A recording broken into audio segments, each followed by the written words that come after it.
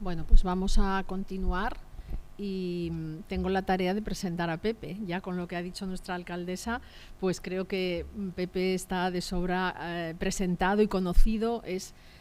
Bueno, yo te quiero, Pepe.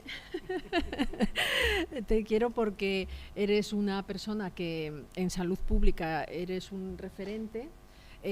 Yo llegué de Madrid, siendo asturiana, vivía en Madrid y volví a Asturias en el 2013 para ser directora de atención sanitaria en el área 3 de Avilés y empecé a ver que en salud pública hacían una sesión semanal que era martes de salud pública y entonces venía siempre que podía, iba a Oviedo siempre que podía y Pepe siempre estaba allí y Pepe era ya, yo creo que ya era jefe de servicio de salud poblacional, porque estuviste en esa responsabilidad más de 10 años, que yo sepa, ¿no? No me voy a meter ya en el background previo porque creo que es muy amplio: preventivista, salubrista, experto en salud comunitaria, en promoción de la salud, en el plan de drogas. Todas esas responsabilidades ha tenido Pepe en la consejería y todos los programas que probablemente eso no se conozca, pero de prevención y promoción de la salud, los cribados, no sé, la prevención del tabaquismo, el alcohol, con iniciativas siempre muy interesantes. Ha trabajado en equipo, que eso es muy valorado por todos nosotros también. Todo el mundo tiene un gran recuerdo de Pepe en la Dirección General y en la Consejería, y yo creo que eso no se ha quedado a nivel profesional del sector, sino que eso ha trascendido a la ciudadanía, a las asociaciones ciudadanas, a los municipios, porque trabajar en red, trabajar con la comunidad es lo que Pepe ha hecho. Y también ha sido reconocido. Yo he coincidido en 2 premios, pero seguro que hay más.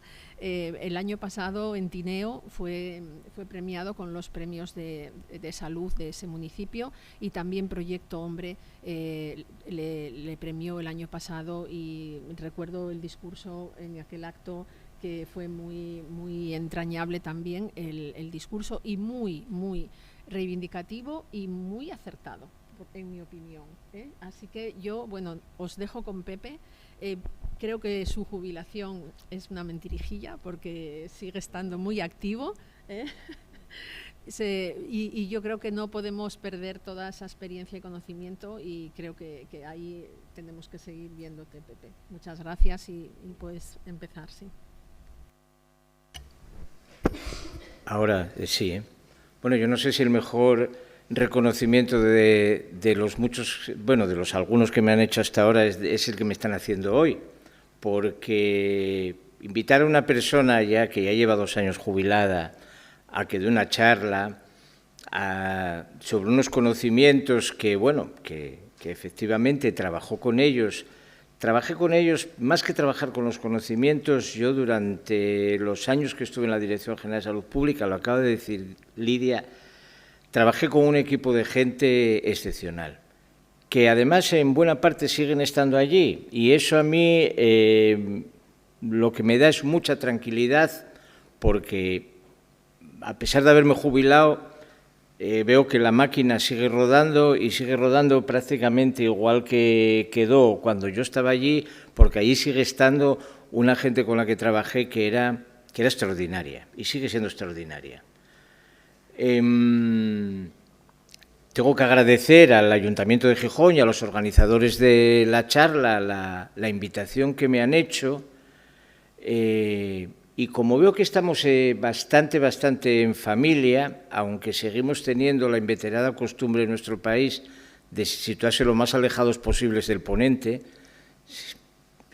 igual tiene que ver con temas relacionados con la forma de hablar o así, pero a pesar de eso, bueno, creo que estamos a mí me gustaría que en la hora que nos queda por delante intentásemos interactuar en la mayor medida posible, ¿no? Yo tengo una charla aquí, tengo una charla que puede durar 1 hora, 1 hora y media o 2 horas, lo que queráis, pero que tiene poco sentido que yo os cuente una cosa o muchas cosas que os puedo contar si no consigo que de alguna manera los y las que estáis al otro lado, ahí sentados, pues os planteéis, incluso, voy a decir más, incluso os cuestionéis algunas de las cosas que se pueden plantear o no se pueden plantear.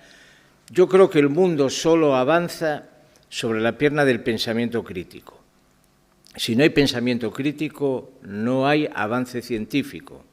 Pensamiento crítico, desde luego, siempre basado en un principio que lo tiene que sustentar, que son todo el conocimiento y la evidencia científica que hasta ese momento tengamos para establecer las bases de ese pensamiento.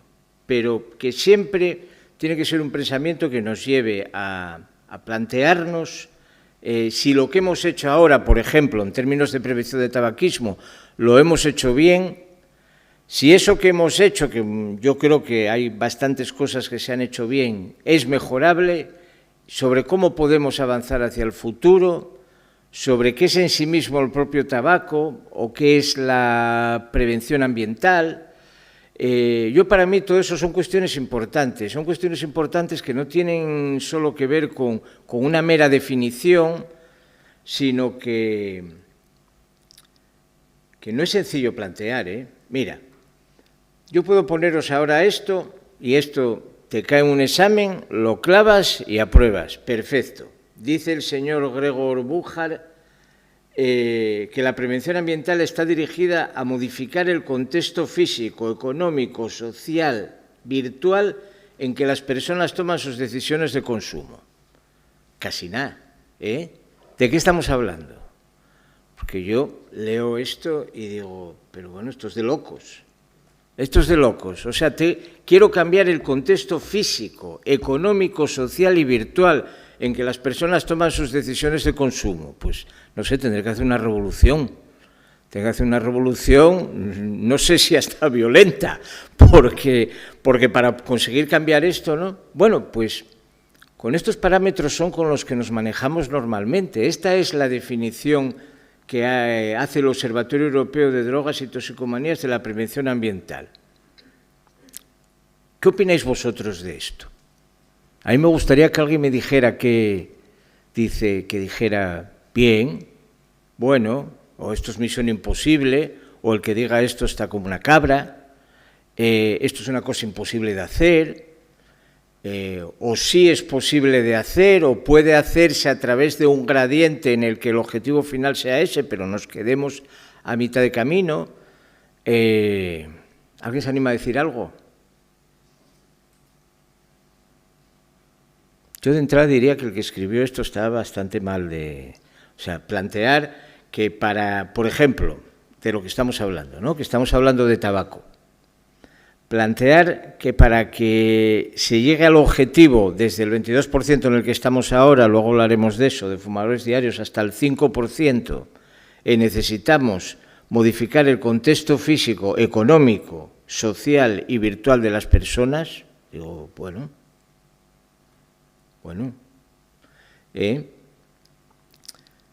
la prevención ambiental, entonces, claro, abarca todas las políticas preventivas que proponen cambios estructurales. Es decir, vuelvo otra vez, tenemos que cambiar la cultura, los hábitos, los estilos de vida, las formas de consumo y de convivencia. Pero esto además no lo hacemos en un contexto de estabilidad, es decir, la sociedad no es un cuadro pintado en un lienzo, no es algo estático. La sociedad es una situación constantemente dinámica en la que están influyendo constantemente factores que se van, factores que llegan, factores nuevos y sobre todo, la sociedad por lo que está influida es por los determinantes sociales, que por eso se llaman determinantes sociales. ¿Qué son los determinantes sociales de la salud? Vale, yo puedo poneros todo esto, pero al final, ¿de qué estamos hablando cuando hablamos de determinantes sociales de la salud? De que el modelo social que tengamos va a determinar una determinada forma de salud, que vamos a tener una o varias. Y entonces nos está planteando la prevención ambiental que tenemos que actuar sobre todo esto. teniendo siempre la perspectiva de que vivimos en un entorno social, de que la sociedad está constantemente interactuando desde distintas perspectivas. Antes Ana, por ejemplo, en la presentación hablaba de dos conceptos contrapuestos. Esos conceptos contrapuestos están constantemente presentes en nuestra sociedad. Son el concepto de yo tengo derecho a hacer lo que me dé la gana frente a la corresponsabilidad. Voy a plantearos una cosa que luego la voy a poner después, la vais a ver en otra diapositiva, pero la adelanto para que nos hagamos una idea, ¿no? Es muy fácil la idea de la libertad, la idea de decir, ¿por qué no voy a hacer yo? ¿Por qué no voy a fumar donde quiera, donde tal? Es muy fácil, además es una idea que cala bastante más profundamente que la otra, la de tengo que ser responsable. ¿Sabéis cuántas personas en el año 2010 dejaron de estar expuestas por el mero hecho de tener que ir a su puesto de trabajo a respirar un ambiente cancerígeno? Pues todos los trabajadores de la hostelería. En un país donde la hostelería es uno de los pilares esenciales de nuestra economía. Pensar en una temporada alta, en cualquier sitio, pensar los millones de personas que están trabajando en ese momento en la hostelería.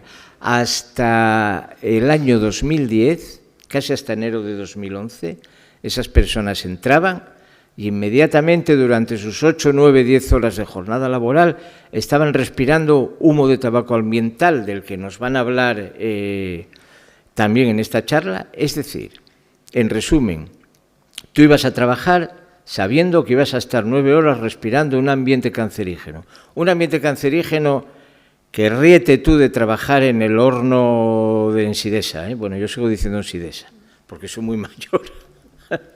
Ahora creo que ya es Arcelor la cosa. Pero bueno, que ríete tú de los que están en el horno alto de Ensidesa.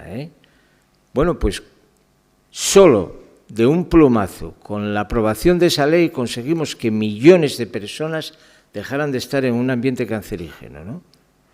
Y eso a mí me parece un logro, además, del que se suele hablar poco. Casi siempre hablamos en términos de lo que influyeron las leyes en la población general, de lo que influyeron en tal. Solemos hablar bastante poco de lo que influyeron las leyes, sobre todo la de 2010, en la salud laboral de los trabajadores, ¿no? Bueno, pues esto es cambiar condiciones de vida, esto es cambiar un contexto social que tiene que ver con la economía y que tiene que ver con la cultura. Esto es una de las medidas que tienen que ver con la prevención ambiental. Es decir, la prevención ambiental es posible, ya que no se anima nadie a decirlo antes. Es difícil, es muy complicado de conseguir, pero es posible. De hecho nosotros... ¿Quién me diría un ejemplo fuera del tabaco de prevención ambiental fundamental en lo que llevamos del siglo XXI?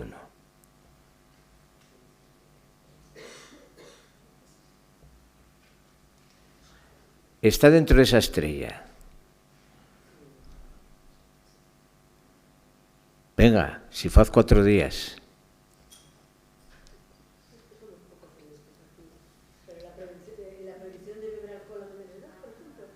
El confinamiento. El confinamiento es probablemente la medida de prevención ambiental, junto con las del tabaco, que más vidas ha contribuido a salvar en lo que llevamos del siglo XXI.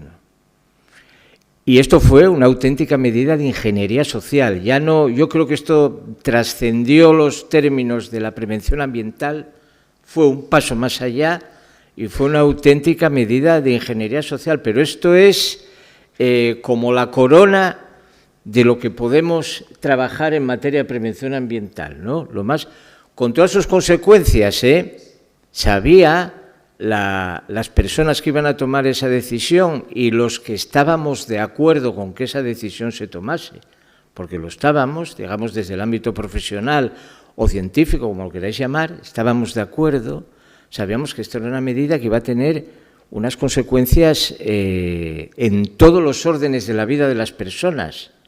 Si volvemos antes al concepto de prevención ambiental, yo creo que lo tocaba todo, las condiciones culturales, las económicas, las sociales. pero había que tomarla. Es decir, la prevención ambiental tiene sus momentos. Tiene momentos en los que tienes que decir, bueno, estamos en una situación, esta situación hay que modificarla. La que tuvo que ver con el confinamiento fue una situación inmediata, pero ahora vamos a volver otra vez al tabaco. Y estamos en el año 2005. En el año 2005, España en su conjunto tenía casi los peores indicadores de Europa en términos de tabaquismo. Esto era un auténtico desastre en términos de tabaco. Se fumaba en todas partes, se fumaba en todos los lugares. Yo os puedo contar una historia personal. Ya acompañé a mi padre, se murió a los 84 años de cáncer de pulmón. Yo le acompañaba a la quimioterapia en lo que era el antiguo edificio del Hospital General, lo que llamamos la parte del Hospital General. En la sala de espera se fumaba, en la sala de espera de quimioterapia se fumaba. Yo me sentaba allí con mi padre, veía a la gente fumando y no daba crédito. Pero se fumaba. ¿Por qué? Porque la ley lo permitía. Y ahí había gente que, como ya sabemos, los efectos de la nicotina, ahí había gente que estaba muy nerviosa, que estaba tal, como la nicotina relaja, porque es una sustancia que, entre otras cosas, ese es uno de sus efectos, pues había gente fumando. Fijaros, eso hoy día, que os puede parecer inconcebible, no hace 25 años, que era el pan nuestro de cada día. Había que hacer algo, porque Lidia planteó antes que el tabaco es una de las primeras causas de muerte en todo el mundo, y es verdad. Pero a mí siempre me gusta añadir un adjetivo que le suele poner la OMS, una de las primeras causas de muerte evitable. De muerte evitable, la primera. Ese es un adjetivo fundamental, porque, mirar, hay causas de muerte que no son evitables o son muy difícilmente evitables, de muerte y de enfermedad.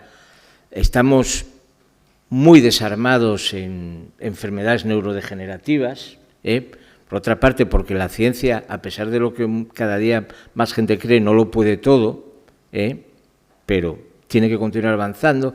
Estamos muy desarmados en muchos de la morbilidad que padecen sobre todo las personas mayores en nuestro medio, las enfermedades reumáticas, pero no estamos desarmados frente al tabaco. El tabaco es evitable. Y esa es la cuestión esencial, ¿no? Y había que hacer algo. Y entonces en el año 2005 se hizo el primer intento. Se aprueba la Ley 28/2005, como veis aquí, medidas sanitarias frente al tabaquismo, reguladora de la venta, suministro, el consumo, la publicidad de los productos del tabaco. Y bien, la ley, bueno, este es un resumen, pero la ley está ahí, la podéis leer en cualquier, si la queréis repasar lo que ocurrió en 2005. 2005 se dio un paso importante. La ley de 2005 no fue ninguna tontería. Se reguló, como decía antes el propio título, se reguló la venta, se reguló el suministro, se reguló el consumo, se reguló la publicidad. Y por primera vez, la medida más efectista de todas, se dejó de poder fumar en determinados lugares que eran importantes, por ejemplo, en los centros sanitarios. Por ejemplo, se empezó a no poder fumar por ejemplo, los centros educativos. Claro, en un montón de sitios que era ya imperativo, ¿no?, la situación en la que estábamos en aquel momento. Pero había una situación, también habló Ana en la introducción de este tema, ¿no? Cuando nos metemos, y la prevención ambiental, como hemos visto antes, tiene que meterse en eso, cuando nos metemos en cuestiones económicas, siempre nos metemos con muchísimo cuidado. Como el que mete el pie en una piscina que está congelada y dice, ay, me atrevo, no me atrevo, meto más que el pie. De momento voy a meter solo el pie, porque se me echa encima sectores económicos muy potentes, se me echa encima el sector de la hostelería, se me echa encima, por supuesto, detrás de todo esto, que estamos hablando de sectores económicos, no os olvidéis nunca que está la industria del tabaco. La industria del tabaco está moviéndose constantemente, no descansa ni un instante. ¿Sabe? Ahora ya ha aprendido hace muchos años que como tal industria no se puede presentar ante la población, pero entonces busca otras formas de presentarse. Pues a través de eso ejerce presión, la ejerció sobre la hostelería, la ejerció incluso, yo recuerdo que con nosotros en aquellos años venían a hablar hasta sectores de las bebidas, tanto fermentadas como destiladas, porque también les metieron el miedo en el cuerpo, dicen, bueno, como se prohíba fumar en los bares, esto va a ser un desastre, la gente va a dejar de ir, el consumo de bebidas va a caer en picado, esto va a ser y tal, y entonces, como que en 2005 no nos atrevimos, ¿no? Dijimos, bueno, vamos a llegar hasta aquí, hicimos muchas cosas, prohibimos fumar en un montón de sitios, pero se nos quedó fuera el sector de la hostelería. ¿Qué pasó del año 2005 al 2010? Bueno, pues que la ley había establecido unos criterios, bien, en muchos sitios ya no se podía fumar, pero sobre todo, que yo os lo planteé antes, ya dije que os lo iba a poner luego, dejaba fuera de la protección precisamente al colectivo de trabajadores más expuestos al humo ambiental de tabaco, que eran los trabajadores de la hostelería. Y entonces, fijaros, no sé si se lee, igual lo hice más, pero no sé si se lee bien, porque esto os lo voy a leer si no lo leéis bien literalmente, porque esto fue una cosa curiosísima. Este modelo de ley, la ley de 2005, fue fomentado por la industria tabaquera y mostrado como un modelo a seguir por los países que habían ratificado el Convenio Marco para el Control del Tabaco promovido por la Organización Mundial de la Salud. Y, por lo tanto, estaban obligados a implementar nuevas políticas de espacios libres de humo. Los países que suscribían este Convenio Marco estaban obligados a tomar una serie de medidas sobre los espacios libres de humo. Bueno, la industria tabaquera tomó como ejemplo la ley española de 2005. Y dijo, no, mira, esto es lo que hay que hacer. Sí, hombre, a ver, nosotros no somos ningunos monstruos, no somos asesinos, ¿cómo no vamos a prohibir fumar en centros educativos? ¿Cómo no se va a prohibir fumar en hospitales? ¿Cómo no se va a prohibir fumar en centros sociales? ¿Cómo no se va a prohibir fumar en espacios públicos? Pero los bares, claro, son otra cosa. Son otra cosa y son otra historia, ¿no? ¿Qué pasó entre 2005 y 2010? Bueno, pasó entre 2005 y 2010 se estudió cómo estaba evolucionando la situación y se vio que la ley de 2005 estaba consiguiendo unos efectos limitados. De eso lo vamos a ver ahora en alguna diapositiva, ¿no? Y entonces en 2010, pues por fin, en mi opinión y en la opinión de todos los que trabajamos en esto, pues se decidió coger el toro por los cuernos y decir no, hay que prohibir fumar y hay que prohibir fumar en todos los espacios cerrados posibles, ¿no? Y entonces vino la ley 2010 en la que se prohibió fumar en la hostelería. Sigue habiendo excepciones. No sé si sabéis, os recuerdo que se permite a los establecimientos hoteleros destinar un porcentaje de habitaciones a fumadores, que creo que anda todavía por el 30%, o por ahí, O sea, los establecimientos hoteleros siguen poniendo destinar un espacio a fumadores. En los aeropuertos durante un tiempo, ahora ya creo que no, los aeropuertos se permitieron unos espacios en los que la gente tal podía, eso creo que ya se modificó, pero se podía. Bueno, incluso la ley de 2010 intentó establecer algún tipo de excepción, pero fundamentalmente cogió el toro por los cuernos y entró a prácticamente casi todos los espacios cerrados, ¿no? Sin llegar a 2 espacios cerrados que son importantes, pero que, bueno, que forman parte también de la individualidad, aunque ya se está empezando a hablar de ello, que son el hogar, por supuesto, y los vehículos. Muchos países ya están hablando de prohibir fumar en los vehículos, pero bueno, esa es una cuestión de la que si queréis podemos hablar luego. Bueno, se aprobaron las leyes de 2005 y de 2010. ¿Y qué pasó? ¿Qué efecto tuvieron?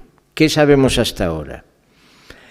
El trabajo más importante que se ha hecho hasta ahora es del año 2017, es del Grupo de Trabajo sobre Tabaquismo de la Sociedad Española de Epidemiología. Recogió toda la evidencia científica y todos los estudios que se habían hecho en España sobre los impactos de las leyes y publicaron esto, ¿no? Y entonces vamos a dividirlo en varios aspectos para que lo tengáis un poco más compartimentado. Impacto de estas leyes, impacto de la legislación, primero en el consumo de tabaco. Consumo diario, Yo tengo una historia, yo sé que las encuestas recogen fumadores, cuántos fumaron en el último año, ha probado usted alguna vez el tabaco, ha fumado usted en el último mes, ha fumado tal. Para mí el fumador que me importa es el fumador diario o la fumadora diaria. Siempre además es la cifra que me ha importado. Yo fumé un cigarrillo en el último mes, tiene muy poco significado. Tiene muy poco significado desde el punto de vista epidemiológico hasta desde el sanitario, ¿no? No me dicen, pero los fumadores diarios sí, porque son los portadores de morbilidad y de mortalidad. Y entonces, esta es una encuesta, luego voy a poner otra que es un poco distinta.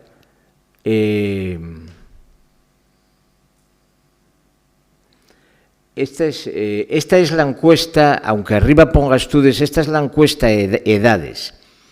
La encuesta edades es una encuesta que hace el Plan Nacional sobre Drogas cada 2 años y tiene un pequeño problema. La hace solo en población de 15 a 64 años.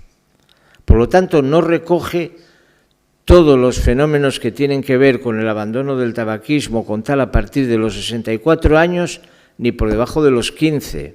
¿Qué ocurre? Las prevalencias de la encuesta de edades siempre son mucho más altas que las de otros estudios.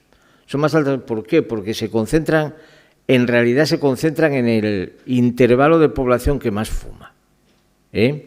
Si esto lo extrapolamos a la población más general, la prevalencia general es otra. Pero bueno, esta es la que nos dice. ¿Y qué nos está diciendo la encuesta de edades? Pues que la ley de 2005 tuvo un cierto efecto entre los hombres, que en la ley de 2010 no se registra, y sin embargo, en la ley de 2010 sí se registra en mujeres el impacto tanto de la ley de 2005 como de la ley de 2010. ¿Y qué más nos dice? Que este impacto es un impacto que funciona de forma bastante inmediata. Funciona hasta el año 2012 y a partir del año 2012, esto es en Asturias, esto no es en la población española, y a partir del año 2012 volvemos a tener un pico de aumento de prevalencia de tabaquismo diario. Bueno, ¿qué opináis sobre esto? Los efectos de las leyes suelen ser bastante inmediatos por una razón importante. Las leyes no solo tienen importancia en cuanto al articulado, es decir, aquellos preceptos que establecen, que la tienen, se hacen para eso, ¿no? Pero en concreto en el caso del tabaco, y probablemente en otras sustancias, aunque no hay tanta legislación, en el caso del tabaco tienen un efecto inmediato y es que generan debate social. Y eso también es una cosa que tienen muchas leyes cuando se aprueban y que es importante, generan debate social. El debate social en general en torno a estas cuestiones suele ser un debate positivo y casi siempre se resuelve en términos positivos, es decir, términos positivos para los que queremos que la gente fume menos, ¿no? Pero vamos a ver ahora otra cosa muy distinta. Y esta es la encuesta Studes, la que hacemos a estudiantes de 14 a 18 años en Asturias. Y fijaros aquí qué curioso, aquí sí hay efecto de las leyes. Hay un efecto claro en la ley de 2005, en la ley de 2010 al principio no, pero el efecto es más sostenido, mucho más sostenido. De forma que si veníamos en el año 2004 de prevalencias de fumadores diarios, estamos hablando de población de 14 a 18 años, veníamos del año 2004 en torno al 30%, en el 2004 estamos hoy en el 8, 7,8, 9,3, estamos en torno al 8%, ¿no? Fijaros, esto ha sido un cambio muy importante en la prevalencia de los fumadores diarios en una población que es una población que nos interesa particularmente, que es la de 14 a 18 años.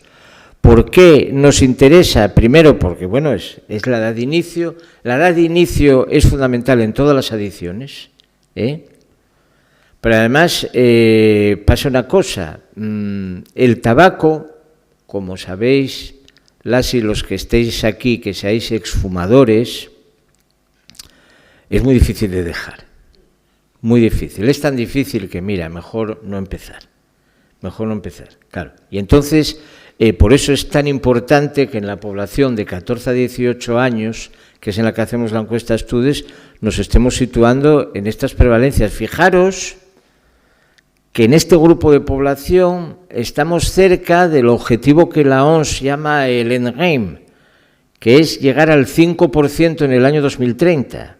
Es decir, incluso no sería descabellado plantearse llegar en este sector de población.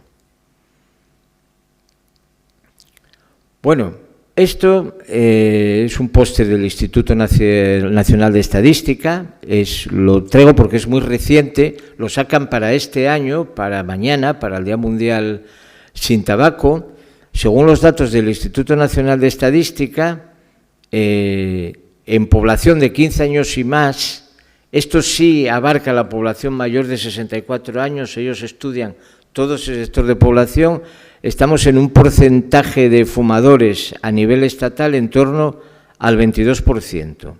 Pero lo que es más importante y me interesa más es la de arriba a la derecha, que nos dice que desde el 2014 a 2020 ha disminuido un 11,7% el número de fumadores diarios. Es importante, es decir, estamos disminuyendo el número de fumadores diarios, que, como os decía, es el que a nosotros nos importa, ¿no? Otro dato importante, ese os lo voy a poner luego en más diapositivas, pero le han preguntado a la gente si cuando está en un lugar cerrado se expone al humo de tabaco, es decir, ¿cuál es la exposición al humo de tabaco? El 87% dice que nunca, o prácticamente nunca. El 3% dice que menos de una vez por semana, pero todavía tenemos un 7,5% que manifiesta que se expone en espacios cerrados al humo todos los días. Eso concuerda luego con otras cifras que os voy a dar, ¿no? Bueno, esta es la situación. Yo quería empezar la charla viendo a ver si la gente se animaba. Ya veo que que nadie... ¿Qué os parece de las diapositivas que acabo de mostrar? Es decir, os he puesto 3. La primera, diríamos, no, las leyes de 2005 y 2010 no valieron para nada. No valieron para nada, en términos de consumo de tabaco, Vamos a hablar luego de otras cosas. En cambio, la segunda que mostré, dicen, hombre, se ve un efecto. Y si además en población joven nos interesa. La tercera, parece que seguimos, y sobre todo en la evolución del consumo de cigarrillos. Estos son datos a la izquierda desde el año 97, a la derecha desde 2011. pero que podéis ver, las 2 rayas representan la ley de 2005 y 2010, este es un dato interesantísimo. Evolución del número de cigarrillos per cápita en Península y Baleares. Fijaros el impacto que tuvo la ley de 2005 y el impacto que tuvo la ley de 2010, que es la diapositiva de la derecha. Pues aquí sí que hay impacto en la evolución del número de cigarrillos. Bueno, ¿y con qué nos quedamos? Estuvo bien, estuvo mal, hay sus... Mirad, este es el gran problema de la prevención ambiental y este es el gran problema que tenemos siempre que vamos a evaluar ya no programas específicos, preventivos, de tal, sino cuando evaluamos políticas sociales, porque la prevención ambiental son políticas sociales, no es otra cosa. Hay muchos factores, no solo nuestro propio empeño en conseguir establecer unas determinadas políticas sociales en torno a un tema que influyen sobre ella, ¿no? A mí, si me preguntaran, yo diría, yo creo que hay un efecto clarísimo de las leyes, ¿no? Hay un efecto clarísimo, pero siempre con algunos niveles, podemos decir, de resistencia, de reticencia, de tal. ¿Por qué? Porque la prevención ambiental siempre funciona así. Todas las prevenciones funcionan así. Es decir, cuando funciona avanzamos y se ve claramente que avanzamos, pero siempre avanzamos entre focos de resistencia y siempre avanzamos entre presiones y siempre hay un sector de la población que no está a favor de las medidas que nosotros estamos tomando en estos temas, ¿no? Y yo creo que esta es una cuestión que tenemos que tener siempre presente, ¿eh? Bueno, este porcentaje de fumadores tiene menos importancia. Esta es también del mismo póster que os había puesto del INE, ¿no?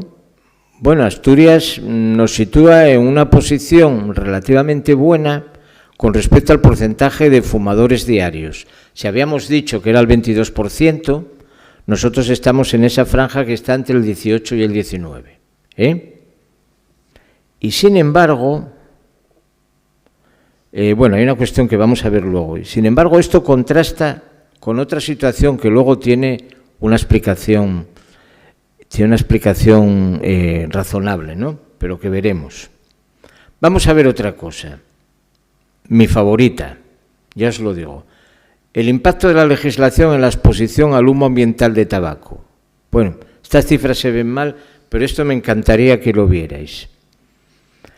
La figura de arriba y de la izquierda es la concentración de nicotina ambiental en bares y restaurantes, en 3 encuestas que se hicieron en Cataluña, Galicia y Madrid. La primera es de 2010 y la segunda de 2011. Es decir, pasó de un 5,7, la mediana, bueno, no vamos a meternos en... De un 5,7 de media, por decirlo así, no es exactamente así, pero bueno, un 5,7 de media cuando se medía la nicotina, esto se hace midiendo, se lleva unos aparatos, se recoge aire y se mide la cantidad de nicotina que hay en el aire. En el año 2010 era el 5,7, en el 2011 el 0,6. Fijaros de qué impacto estamos hablando, Pero hay otra cosa que nos interesa todavía más que la nicotina, porque la nicotina es la sustancia adictiva, pero las sustancias cancerígenas son otras. Las sustancias cancerígenas son la concentración de partículas, PM23, da igual, la concentración de partículas pequeñas que son las que realmente tienen efectos cancerígenos en bares y restaurantes en Cataluña y en Galicia. En este caso, en Madrid, la concentración de partículas no la midieron, ¿no? Aquí pasamos del 23,16% partes por millón al 18,8 partes por millón. Es decir, en un año la disminución de partículas medida en términos de partes por millón disminuyó, pero no disminuyó tanto como la nicotina. ¿Por qué no disminuyó tanto como la nicotina? Porque no son tan volátiles. Estamos hablando de un año después de la aprobación de la ley. Estas cosas no ocurren de hoy para mañana. Ahora ya no se puede tener estas partículas queda prohibido y entonces van a desaparecer por arte de magia. No, no desaparecen por arte de magia. Llevan un tiempo, llevan un proceso y entonces cuando se hacen estas mediciones nos encontramos que es lo importante que nos encontremos, que realmente se va produciendo una disminución y una disminución sostenida, ¿no? ¿Por qué digo que esta es mi parte favorita? Por lo que os dije antes. Esto es lo que influía directamente sobre los trabajadores de la hostelería, que empezaron a poder ir a su trabajo respirando un aire, no sé cómo vamos de tiempo. Bien, ¿no? Bien. Vamos bien. Vamos a ver una tercera cuestión. Vale, hemos visto el impacto de la legislación sobre el consumo del tabaco. Hemos visto el impacto de la legislación sobre el humo de tabaco ambiental. Vamos a ver ahora cuál fue el impacto de la legislación en términos de salud. ¿Qué pasó realmente? ¿Mejoró la salud de las personas en su conjunto o en unos grupos de población determinados desde que se aprobaron las leyes? Y entonces, déjame que lo arrime un poco, que la vista ya no es lo que era. Vamos a empezar por enfermedades cardiovasculares. ¿Qué es lo que tenemos? Bueno, este es un cuadro que os puede parecer muy complicado, pero quedaros con la quinta columna, que es el resultado. En un estudio realizado en Madrid y Barcelona, no se encontró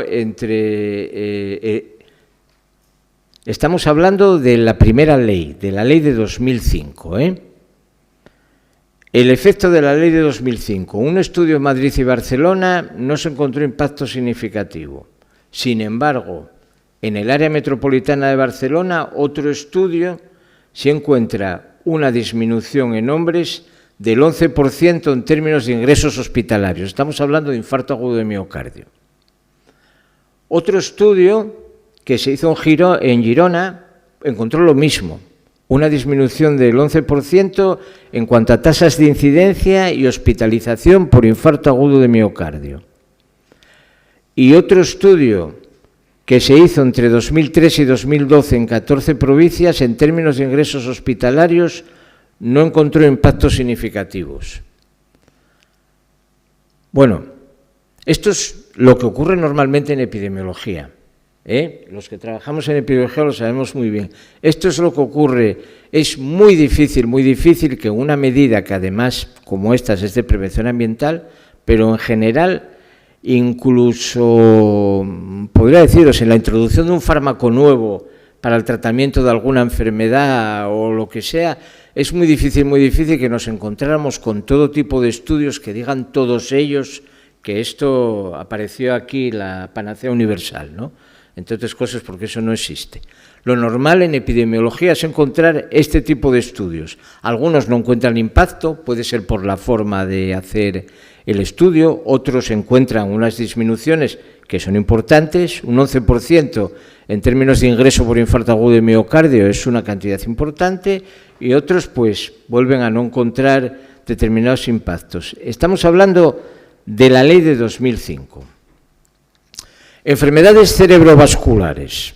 En enfermedades cerebrovasculares, un estudio que se hizo en Madrid y Barcelona de la ley de 2005 encontró una disminución en Barcelona del 10% de ingresos hospitalarios por enfermedades cerebrovasculares. En cambio, la misma de antes, de las 14 provincias, sigue sin encontrar impacto significativo. Cardiopatía isquémica. O sea, no solo el infarto agudo de miocardio, angina de pecho, todo lo que tiene que ver con la cardiopatía isquémica. El estudio de las 14 provincias sigue sin acabar de encontrar un impacto significativo. Sin embargo, en la mortalidad por infarto agudo de miocardio nos encontramos con un estudio estatal y otro en Girona que encuentra una reducción inmediata en hombres del 9% y de mujeres prácticamente del 9%, seguida de una reducción gradual en hombres, que esto es muy importante. Hay una reducción inmediata, que es del 9%, y luego se continúa con una reducción gradual del 4%. Y el estudio de Girona, que no profundiza tanto, encuentra una disminución también de 18%, del 18%. Bien, lo que os decía antes, la epidemiología funciona así. Algunos estudios van a encontrar efecto, otros no lo van a encontrar, pero tenemos bastantes estudios que nos están mostrando que efectivamente en enfermedades cardiovasculares, en términos de ingresos hospitalarios, en términos de mortalidad, parece que está disminuyendo. Y eso que la mayoría de estos estudios se hicieron sobre la ley de 2005. Hay menos sobre la ley de 2010. Vamos a enfermedades respiratorias, que son más inmediatas que las enfermedades cardiovasculares cuando hablamos de tabaco. Pues aquí, sin embargo, el estudio de las 14 provincias, que es la segunda columna, ¿qué encuentra sobre la ley 2005 y 2010? Tenemos una reducción inmediata casi del 15% y mantenida casi del 14% con la ley de 2005, en términos de enfermedades de ingresos hospitalarios por EPOC, por enfermedad pulmonar obstructiva crónica. En cambio, en la ley de 2010, también es verdad que el estudio lo hacen entre 2003 y 2012 y hay poco tiempo de evaluación, no encuentran tanto impacto, pero encuentran un impacto muy importante en la ley de 2005. Eso concuerda con el estudio de Madrid y Barcelona, que se encuentran reducciones importantes del 16% en Madrid y del 21% en Barcelona en términos de ingresos hospitalarios, ¿no? ¿Y qué nos pasa con el asma? Pues con el asma, un estudio realizado de las dos leyes, pero en este caso no se hizo en las 14, sino en 5 provincias, se encontró en Madrid y Barcelona, no se encontró un impacto significativo. Y en cambio en las 5 provincias se encontraron un aumento inmediato con la ley de 2005, con una reducción inmediata y mantenida, pero solo en hombres, con la ley de 2010. O sea, en el 2005 encontraron un aumento inmediato, sí, un aumento de los ingresos hospitalarios, pero luego siguió una reducción inmediata y mantenida, una vez que se aprobó la ley de 2010. Bien, más resultados contradictorios. ¿Y qué falta aquí? ¿Qué fue lo que no se publicó en este estudio de evaluación del año 17? Y yo ya no os voy a poner en ninguna diapositiva respecto a enfermedades respiratorias. ¿Qué echáis en falta? ¿Echáis en falta algo?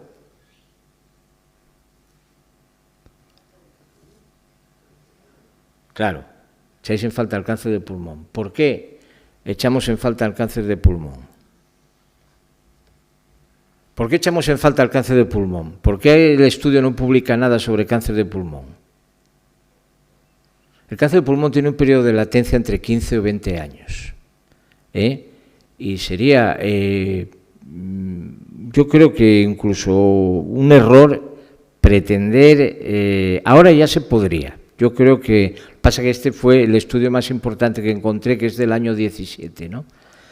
Ahora ya se podría empezar a estudiar el impacto sobre el cáncer de pulmón, pero el efecto de una ley así inmediata sobre el cáncer de pulmón, yo creo que tenemos que esperar una serie de años para empezar a estudiarlo. Probablemente sea alguna de las patologías en las que más influencia tenga, pero todavía, por lo menos en este estudio que fue el de la Sociedad Española de Epidemiología, todavía en el año 17 no se encontraron estudios significativos en torno a la disminución del cáncer de pulmón, ¿no? Pero tenemos más cosas, tenemos la salud perinatal. Y en la salud perinatal tenemos que, en términos de prematuros, de recién nacidos pequeños para la edad de gestación y del bajo peso al nacer, nos encontramos con poco impacto de la ley de 2005 y con impactos bastante importantes en la ley de 2010. Reducción inmediata y gradual en prematuridad, impacto significativo un año después de la ley de 2010 en recién nacidos pequeños para la edad de gestación y reducción inmediata y un año después en la ley 2010 del bajo peso al nacer. Es decir, que incluso en términos de que parecen alejados qué pasa del tabaco y de los efectos inmediatos del tabaco, tenemos impactos, ¿no? Bueno, como veis, muy bien, son las 10:45. Nos queda un cuarto de hora. Podemos ir Bueno, yo creo que vamos bastante bien. Como veis, la epidemiología es así, ¿eh? Es decir, nos vamos a encontrar, y en los próximos años nos encontraremos también con estudios que hablan de impactos significativos reales y de impactos significativos claros. Yo creo que en el conjunto la tendencia habla de impactos significativos, y también nos vamos a encontrar con estudios que nos van a decir que no hay tanto impacto. ¿Por qué? Bueno, pues porque, como veíamos antes en el INE, podemos ser optimistas, pero tenemos un 22% de fumadores diarios todavía en la población mayor de 15 años, y 22% es casi la cuarta parte de la población adulta, ¿eh? Claro, la cuarta parte de la población adulta fuma diario todavía, es decir, tenemos todavía un largo camino por andar, ¿eh? Una cosa de la que hablaban antes, voy a adelantar estas un poco, porque hay esta última que acabo de poner sí me interesa, porque está también en el estudio. La que veis abajo a la izquierda, cumplimiento de la ley del tabaco en España, es decir, visibilidad de fumadores en bares y restaurantes según los eurobarómetros de 2009 y de 2012. Y dice: porcentaje de restaurantes sin personas fumando durante la última visita. En el 2012, 93%. Y porcentaje de bares sin personas fumando durante la última visita. En el 2012, 83%. ¿Qué significa esto? Que en un 17% sí encontraron gente fumando. Y la ley estaba vigente, ¿eh? O sea, a veces los datos hay que saber leerlos al revés también. Es decir, si encontraron un 83 donde no se fumaba, encontraron un 17 donde sí se fumaba, ¿no? Es decir, la ley avanza, la ley tiene sus efectos, pero la ley tiene sus resistencias, como decíamos al principio, y sus tal, y avanza, pues avanza al ritmo que avanza, ¿no? Y además de esas resistencias, me acuerdo antes, si fue Ana o si fue Lidia, o si fueron las dos, pero en la presentación nos hablaron de esto.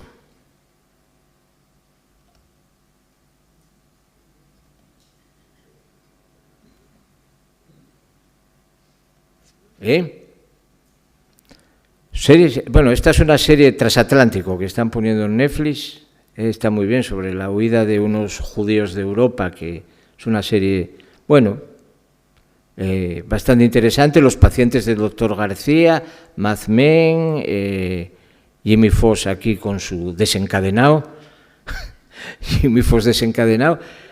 ¿Qué es lo que nos dice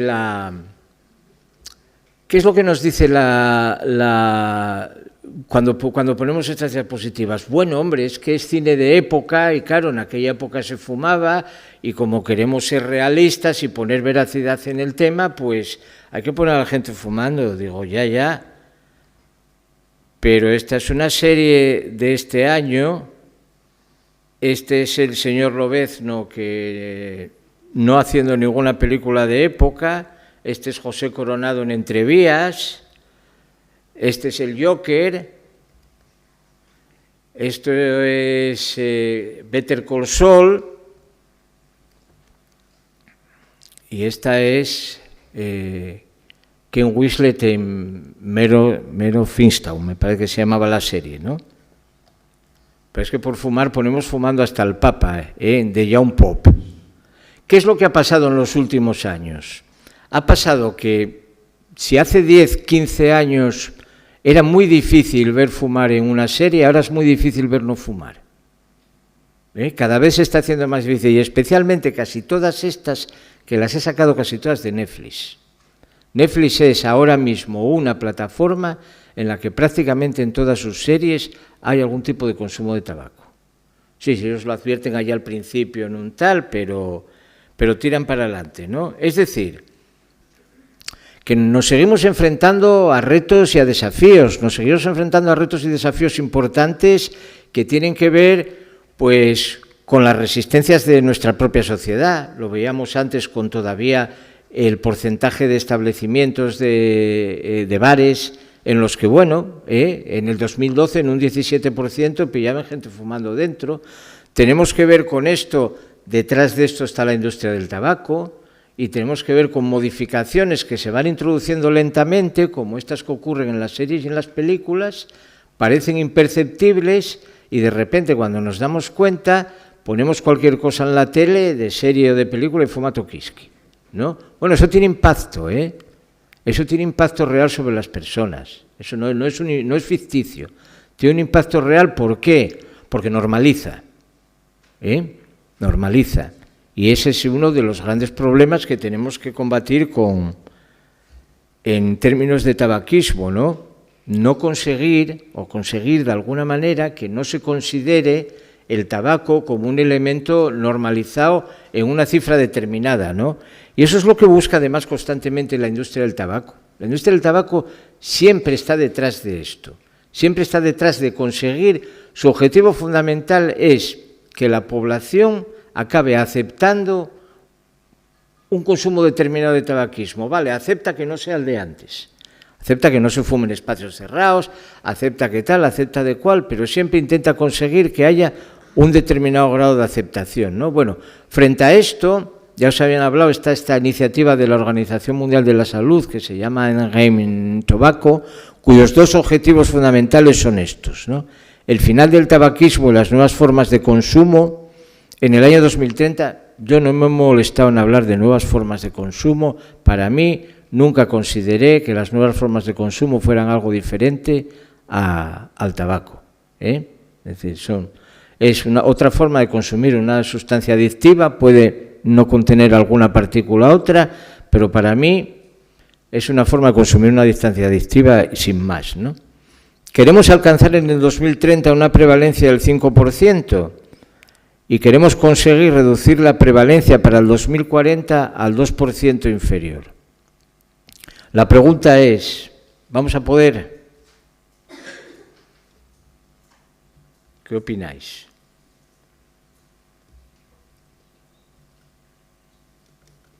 ¿Opináis algo al respecto? ¿Se puede conseguir o no se puede conseguir? Bueno, esto de todos modos, yo puedo ponéroslo, ¿no? Pero lo tenéis, a mí me interesaría más que hablásemos sobre el tema, ¿no? Lo tenéis accesible en la página del Comité Nacional de Prevención del Tabaquismo, el documento, en el que vienen un montón de medidas que la iniciativa de Endgame pide a los gobiernos, bueno, que tienen que ver con espacios libres de humo, con los productos relacionados con el tabaco, que deben ser regulados en los mismos términos que el tabaco, la fiscalidad del tabaco y los productos relacionados, tienen que ver con el empaquetado genérico, con los accesos a tratamiento para dejar de fumar, es una cuestión muy importante, con los puntos de venta, con la publicidad y la promoción, con la sensibilización, con el régimen sancionador del cumplimiento de la ley. Yo me acuerdo que hace unos años cuando iba el plan de drogas sobre Asturias, el plan sobre drogas en Asturias, perdón. Estuvimos en un congreso, no me acuerdo muy bien dónde era, pero vamos, coincidí con uno de los señores que era como uno de los popes de alcohol en toda Europa, ¿no? Peterson, creo que se llamaba. Y él decía, mirad, no importa legislar, no importa que pongáis normas, lo que importa es que la gente sea consciente de que esas normas se van a aplicar. Es decir, de que las normas son veraces.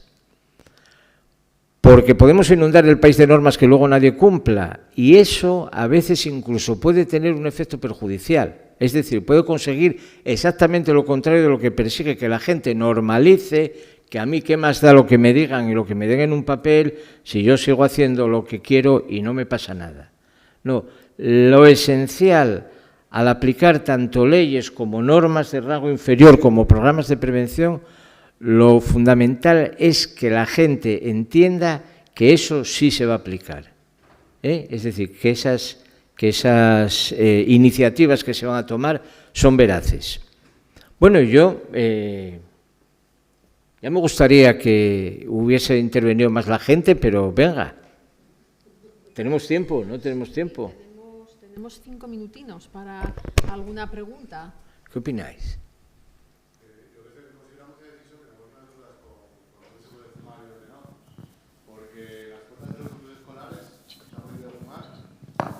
Se hace cumplir de alguna forma la legislación, se recuerda al profesorado, padres, madres, alumnado que no se puede fumar. Después, con las nuevas formas de fumar como el vapor, la shisha, que se consume en lugares públicos cerrados como discotecas y demás, se está haciendo algo desde salud pública. ¿Hay algún tipo de campaña? ¿En las marquesinas del autobús de Gijón se puede fumar? Porque la Consejería de Sanidad, cuando llamamos para justamente la prevención del tabaco, nos dice que sí. Eso tócate a ti. Sí, esta pregunta no es para el ponente, ¿eh? Es para... Sí, aprovechamos. Bueno, sí, a ver, nosotros todavía, claro, sancionamos cuando hay una denuncia. Lo que necesitamos es más denuncias, ¿no? Pero ahí tenemos una colaboración por parte de las policías locales que cuando ven y detectan que se está fumando en un centro cerrado o en algún sitio que no se debe fumar, hacen la correspondiente denuncia y nos llega a nosotros. ¿Qué ocurre? Que yo creo que has nombrado un elefante en la habitación, porque tenemos esas normas, pero hay una cosa que ha dicho Pepe: si no hay una conciencia ciudadana también de que esas normas hay que respetarlas, a mí me duele ver en los centros sanitarios, en las puertas, no se fumará adentro, en la quimioterapia ni nada, pero se fuman las puertas de los hospitales. Y eso es algo que no podemos mantener, o sea, dejar hacer, ¿no? Y lo mismo en los centros educativos. En cuanto a los espacios así más cerrados, es que las marquesinas, las terrazas, solamente pueden tener 2 paramentos laterales para poder fumar dentro, con la legislación actual. Ahora, si tú tienes cerrado por los 2 lados, por detrás y por arriba, y techo, techo, no se puede fumar. Ahí no se puede fumar. Bueno, yo creo que ahora ha habido 2 leyes, pero yo creo que el reto es publicar cuanto antes la próxima ley, ¿no? Porque pensad que durante la pandemia tuvimos una legislación extraordinaria que nos permitió prohibir fumar en las terrazas, pero eso no pudimos mantenerlo, porque legalmente cuando decae esa legislación extraordinaria tú no tienes soporte jurídico para mantener una medida excepcional, pero sí hay una demanda profesional de los expertos, social, yo creo también, para que haya una nueva ley que ya impida que se pueda fumar también en sitios públicos abiertos como las terrazas, ¿no? No sé si con esto te respondo, pero coincido contigo en que deberíamos tener más vigilancia del cumplimiento de las leyes y poder tener más sanciones, pero no creo que eso nos resuelva el problema definitivamente. Hay una conciencia social que es necesario que aumente, ¿no? Alcaldesa. Fíjate que incluso, no sé si habéis observado que con el COVID, cuando se prohibió fumar en las terrazas, la gente se separaba, no recuerdo cuántos minutos había que separarse, ha aparecido un fenómeno que hacía mucho que no habíamos en las ciudades, las colillas por la calle. Perdón, gracias. Las colillas tiradas en la calle, eso también está prohibido y hay sanciones, pero claro, te tiene que ver el policía. Si no te ve, ¿no? Nuestro problema está en que son actos muy individuales. Soy yo que voy por la calle y lo tiro y no hay policías para los 270.000 habitantes de Gijón, ¿no? Entonces es una combinación de conciencia ciudadana, incluso yo soy de las que defiende que la hostelería se tiene que corresponsabilizar y que no puede ser que esté aquí el bar y en torno a él haya 40.000 colillas, ¿no? Que esto es pero hasta ahí, y se sanciona, te aseguro que se sanciona. Y una multa importante. Pero claro, hay que coger a la gente tirando la colilla al suelo. Si no, nada.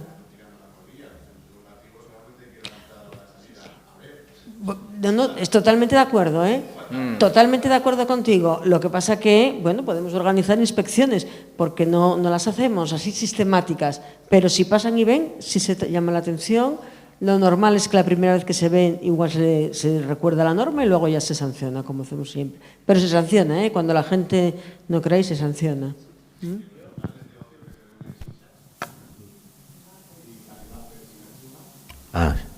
que ahí es donde la regulación quizá falla, porque no sé si está regulada en la de 2010. Yo creo que por eso la nueva ley que está pendiente también tiene que regular estos nuevos productos. Yo, independientemente de que esté regulado o no, yo creo que cuando estamos hablando de medidas a adoptar en esta cuestión con el tabaco, pero con cualquier otra cosa, siempre tenemos que tener presente una cosa. Hay resistencia social, hay una resistencia. Y además, los que diseñan los programas y los que diseñan estas leyes, o los que contribuimos a diseñarlas, tenemos que ser conscientes de ello. Una medida por el mero hecho de aprobarse no empieza a funcionar. Empieza a funcionar entre un sector de la población que es el partidario de esa medida. Si tiene éxito, empieza a funcionar en el sector de población que no es partidaria ni no partidaria, y eso es un éxito. Pero entre el sector que no es partidario de la adopción de este tipo de medidas va a tardar mucho más en funcionar. Y en eso, mira, por ejemplo, una historia que es verdad, que ya cuando yo estaba trabajando nos tenía locos, y era: la ley establece claramente, por ejemplo, que los espacios hospitalarios no se puede fumar en todo lo que comprenda el recinto del hospital. O sea, en el UCA empieza la rotonda. Bueno, claro, es dificilísimo.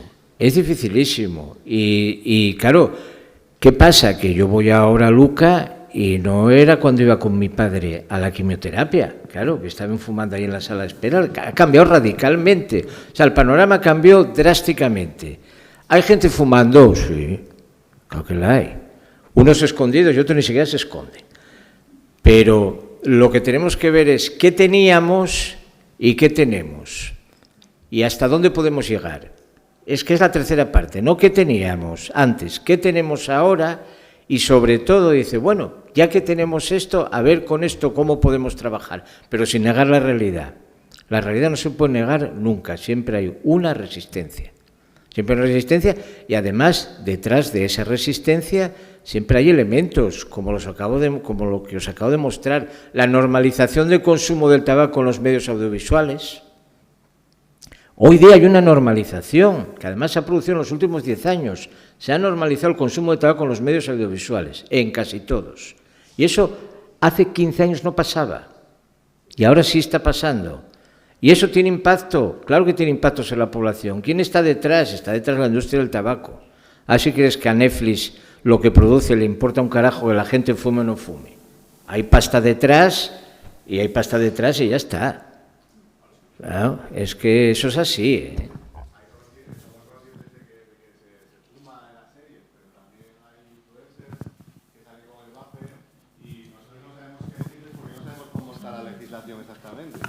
Sabemos que todo producto que se asimila al tabaco está prohibido, pero después tenemos la duda de aquellos productos que no tienen nicotina en mayores de edad. Es que hay locales de ocio en Gijón que están vendiendo. O sea, no es cuestión de que se escondan o no se escondan o no hagan la puerta o no, sino un sitio público está vendiendo entre sus productos la shisha. Y es que no hace falta ser policía, es que hay redes sociales. O sea, hay una cosa pública y es una forma de ocio nueva que está ahí. Y lo que estamos viendo desde el Consello es que está sin regular. Hace poco vimos un vídeo de una comunión donde a una niña le regalaban unos vapers para el cumpleaños. Que posiblemente la shisha esté regulada, no lo sé, pero... Ahí hay en tanto y cuanto la legislación actual asimila los productos de este tipo con el tabaco, la ley de 2005, ya la de 2005, prohibía el consumo en menores de 18 años de productos que imitaran al tabaco. Por lo tanto, eso es extensible a este tipo de productos. Luego, aunque no contenga nicotina, si está imitando el vapeo, y el vapeo tiene la misma consideración legislativa que el tabaco, le es de aplicación la ley de 2005, que ya prohibía, fijaros, desde 2005 ya está prohibido que menores de 18 años consumieran productos que imitaran distintas formas de tabaco. Yo recuerdo, cuando era crío, nos regalaban cigarrillos de chocolate, con el dibujín del filtro y todo, y cómo nos gustaban los cigarrillos de chocolate. Sabían el chocolate. Claro. Pero sí, pero eso, la legislación de 2005 ya lo establecía, no la de 2010. Ya establecía que está prohibida la comercialización y venta a menores de 18 años de cualquier producto que imite cualquier forma de tabaco. Pues son las 11:05, así que no podemos continuar, pero desde luego hubiera sido bueno abrir el debate antes, porque hay temas evidentemente que están encima de la mesa para avanzar en ellos. Así que yo voy a terminar con una frase para cerrar la mesa. Bueno, la exposición de Pepe, como esperábamos, ha sido excelente y muy lo hemos visto muy bien, ¿no? Todo lo que nos has contado. Yo quería terminar con una cosa para que lo penséis, a ver si debemos hacerlo, ¿no? Yo hace un mes fue la conferencia europea que se llama Salud o Tabaco, ¿no? Se celebró en Madrid y hubo una mesa muy interesante en la que participó nuestra querida María Neira y ella apostaba porque desde la salud pública teníamos que hacer más propaganda, reivindicaba la propaganda y el marketing, ¿no? Porque decía que la industria tabaquera es lo que hace, está adaptando su venta, sus productos a la gente joven, a lo que les puede motivar para que puedan ellos seguir teniendo personas que fuman, ¿no? Y que nosotros seguíamos con el discurso de que es malo para la salud. Y eso a la gente joven no le llega. Porque a esa edad uno no se preocupa por lo que le va a pasar cuando tenga 40, 50 años.